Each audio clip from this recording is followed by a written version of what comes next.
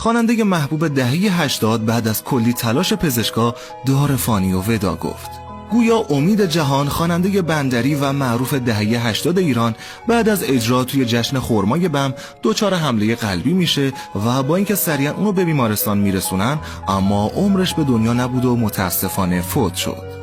امید پولادی، معروف به امید جهان، متولد بهمن سال 60 توی آبادانه و پدرش آقا محمود جهان از خواننده‌های قدیمی و صاحب سبک بندر هستند که از قضا پدرشون هم سال 96 بر اثر سکته قلبی درگذشتن.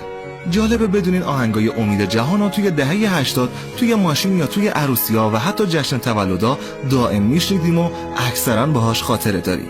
شاید واسهتون جالب باشه که بدونین ریتم آهنگای امید جهان و تلفیق موزیک مدرن با شعرهای بندری و اون نوع معرفی خودش تو آهنگاش از سال 83 سبک خاصی از موزیکو تو ایران جا انداخت.